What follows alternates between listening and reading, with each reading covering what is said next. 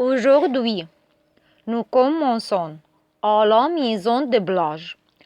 Luna se comporte comme si c'était l'endroit idéal pour commencer sa nouvelle vie avec Will. Après avoir réalisé que Luna s'était enfuie, Will veut ébouler la police. Luna s'oublie Will de ne pas le faire et reste persuadée des futurs qu'elle imagine pour le couple. Will s'emporte à l'idée d'élever les bébés sans Luna et lui fait clairement comprendre qu'elle ne l'aimera jamais. La seule chose que Will veut de Luna, ce sont des nouvelles des bébés. Elle lui demande donc comment elle va. Chez Forrester Création, Ivy remercie Electra d'être revenue au bureau d'études pour finaliser des projets. Electra s'extasie devant la nouvelle maison de Blanche de Will, mais Ivy exprime ses inquiétudes quant à la paternité des bébés de Luna et à tous les problèmes que cela pourrait engendrer. Bien que Ivy pense que Electra pourrait choisir n'importe quel homme, Electra veut Will et est déterminée à ce que ça marche avec lui. Comme Electra suppose que Luna restera en prison indéfiniment, elle les rappelle à Ivy.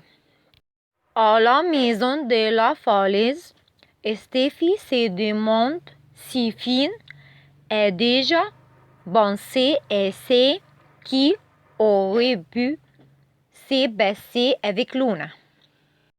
Finn y pense effectivement, mais elle sait que s'attarder sur les passés est inutile. Cela ne changera rien au crime de Luna. Alors Finn est soulagé de savoir Sophie derrière les barreaux. Steffi repense à son cauchemar dans la cage et Finn fait de son meilleur pour la réconforter. Comme Luna a essayé d'éloigner Steffi de sa famille, elle lui fait clairement comprendre que le pardon est impossible. Au manoir Spencer, Katie se lance dans une nouvelle tirade contre Luna. Katie se blâme et Bill qu'elles ne peuvent même pas fêter la naissance de leur premier petit enfant à cause de cette horrible épée de Damoclès au-dessus de leur tête à cause de Luna. Katie craint que les bébés ne leur rappellent la Luna perverse et elle se tourne vers Bill pour trouver des réconfort. Bill assure à Katie que Luna n'aura rien à voir avec les bébés et restera en prison. À El Jardino.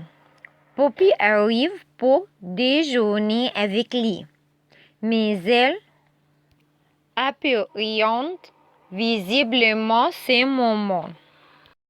Lui ne tarde pas à reprocher à Poppy d'avoir profité du film et d'avoir élevé Luna de façon si odieuse.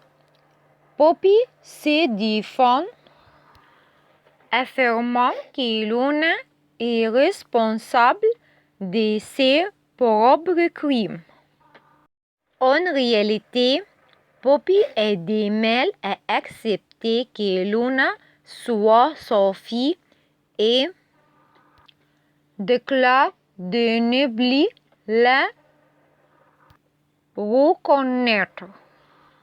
Deacon intervient. Furieux de Luna ne montre aucun remords pour avoir tué Tom et Ulysse. Lui pensait pouvoir aider Luna, mais réalise maintenant que sa petite fille mérite la prison. Pendant ce temps, à la prison, Stewart, le directeur de la prison, jette un coup d'œil dans la cellule de Luna, où elle a laissé un bulle de drap sous une couverture pour faire croire qu'elle fait la sieste. Stewart semble mal à l'aise et appelle Luna par son nom. La poussant du coude pour la réveiller. L'évasion de Luna est sur le point de faire des vagues, alors restez à l'écoute pour suivre le développement de cette nouvelle histoire terrifiante.